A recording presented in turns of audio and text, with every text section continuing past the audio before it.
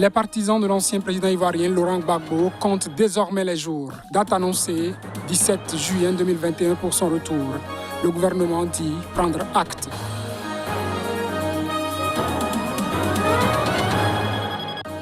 Ça ne passera pas pour Muhammadu Buhari sur Twitter.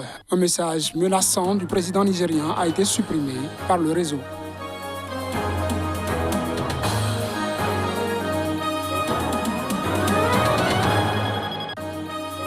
Les États-Unis d'Amérique maintiennent la pression sur l'Éthiopie concernant la guerre au Tigré. Après les restrictions, le gouvernement américain demande un cessez-le-feu dans la région.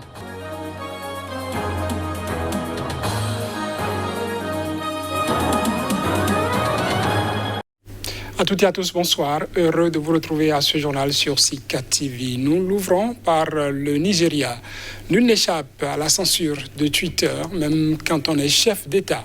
Le réseau social basé en Californie aux États-Unis a supprimé ce mercredi un message du président nigérian Muhammadu Buhari. Le texte menaçait les responsables des violences actuelles dans le sud-est du pays. Reportage. La plupart de ceux qui se comportent mal aujourd'hui sont trop jeunes pour être au courant des destructions et des pertes de vies humaines enregistrées lors de la guerre civile nigériane, avait posté sur Twitter le président Muhammadu Buhari.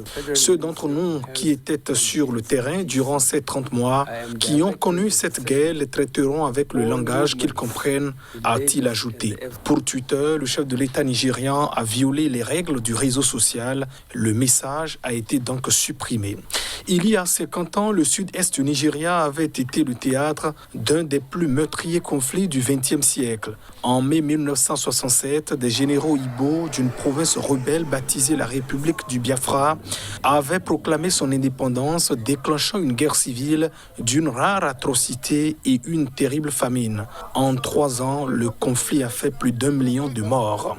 Depuis le début de l'année, au moins 127 policiers ou membres des forces de sécurité ont été tués et de nombreux symboles du pouvoir fédéral ont été attaqués.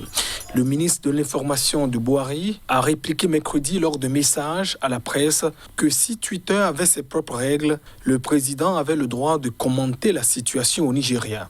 Il a accusé le réseau social de tolérer les messages du chef du mouvement des peuples indigènes du Biafra qui, selon lui, encourage la violence. Ce groupe séparatiste est né en 2013 et milite pour la création d'un État indépendant. Il a été classé en 2017 comme organisation terroriste par Abuja. Et toujours au Nigeria, les autorités ont confirmé l'enlèvement de 136 élèves dimanche dans une école privée musulmane dans l'État du Niger. Le nombre d'élèves enlevés dans le centre du pays augmente ainsi, ont confirmé mercredi soir les autorités. Le gouvernement de l'État du Niger a confirmé sur son compte Twitter que le nombre d'élèves enlevés par des bandits à l'école musulmane Salihou Tanko, située à Tejina, est de 136. Les forces de sécurité font de leur mieux pour assurer le retour en sécurité des enfants, assure le gouvernement, mais elles agissent avec prudence dans la poursuite des bandits pour éviter des dommages collatéraux. Les autorités de l'État demandent également l'aide du gouvernement fédéral afin de mieux les équiper pour pouvoir affronter ces bandits. Dimanche après-midi, de nombreux hommes armés sont arrivés à moto dans la localité de Tejina où ils ont commencé à tirer, tuant un habitant et en blessant un autre avant d'enlever les enfants. Environ 200 enfants se trouvaient dans l'école au moment de l'attaque. Certains avaient réussi à s'enfuir, tandis que les ravisseurs en avaient relâché plusieurs, âgés de 14 à 12 ans, car trop petits pour marcher, avait indiqué à l'AFP l'un des responsables de l'école. Cette attaque est la dernière d'une série d'enlèvements d'écoliers ou d'étudiants ces derniers mois dans le centre et le nord-ouest du Nigeria, où depuis une décennie, des bandes armées terrorisent les populations, pillant des villages, volant le bétail et pratiquant des rapes de masse contre rançon. Sans compter les écoliers kidnappés dimanche, au moins 730 enfants et adolescents ont déjà été enlevés depuis décembre 2020. Le pays le plus peuplé d'Afrique fait face à d'autres immenses défis sur le plan de la sécurité, notamment une rébellion djihadiste dans le nord-est qui a fait plus de 40 000 morts depuis 2009. Retour de l'ancien président Laurent Gbagbo en Côte d'Ivoire le 17 juin prochain. Le ministre de la Réconciliation a déclaré ce mercredi avoir pris acte. Il a fait cette déclaration à l'issue d'une rencontre avec Assoa Adou, secrétaire général du Front populaire ivoirien FPI, le parti de l'ancien président. Le ministre ivoirien de la Réconciliation nationale, Kouadio Konan Bertin, a déclaré ce mercredi prendre acte de l'annonce par le parti de l'ex-président Laurent Gbagbo du retour de ce dernier à Abidjan le 17 juin prochain. Les deux partis sont en négociation, en discussion, pour que ce retour soit un retour apaisé. Maintenant, que ce soit le chef de l'État ou le gouvernement, nous savons que nous sommes dans un pays de droit. Gbagbo est un homme libre, acquitté.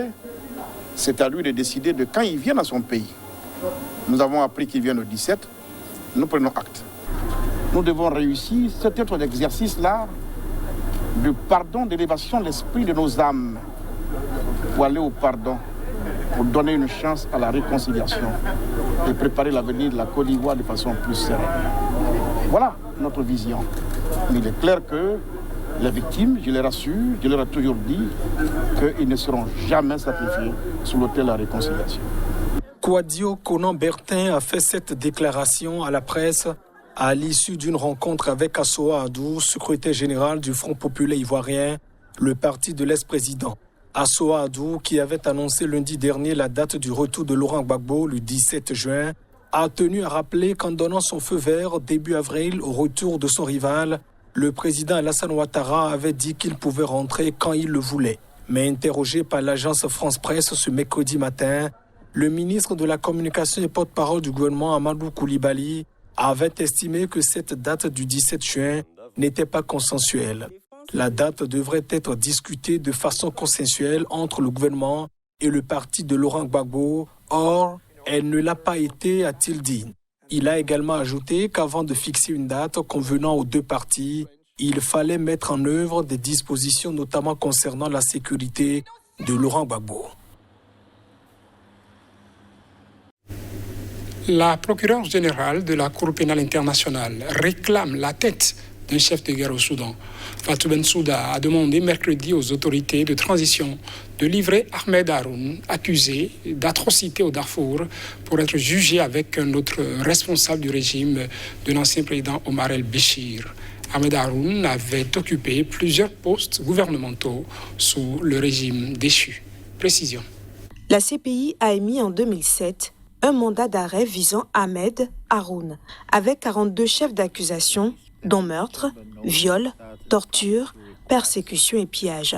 Haroun, ainsi que plusieurs autres figures du régime Béchir, a été arrêté au Soudan après la chute de l'ex-président, destitué en 2019 sous la pression de la rue et lui-même recherché par la Cour pénale internationale pour son rôle dans le conflit du Darfour.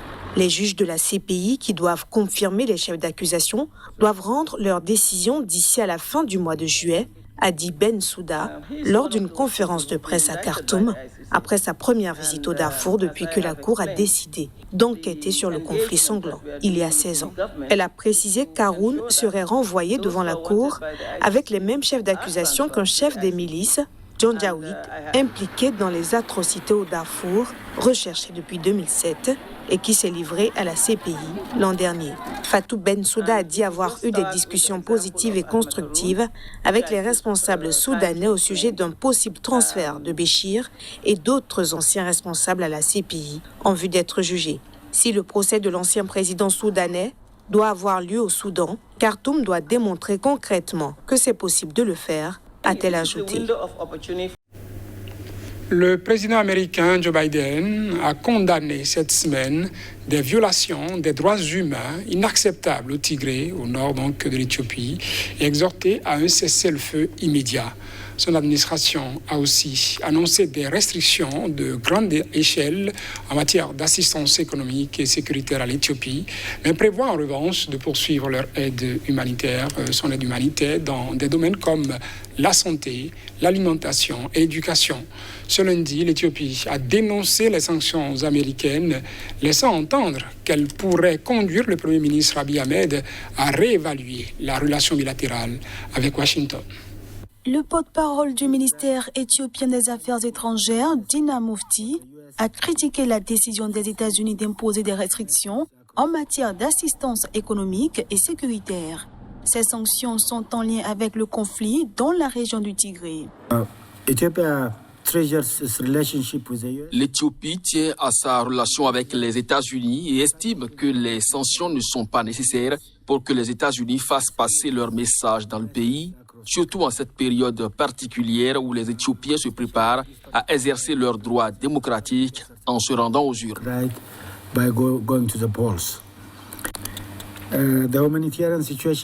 La situation humanitaire est essentiellement une affaire pour l'Éthiopie. C'est l'Éthiopie qui doit s'occuper de ses affaires intérieures. Et ce que l'on attend des autres, c'est qu'ils soutiennent l'Éthiopie afin qu'elle puisse faire face à la situation.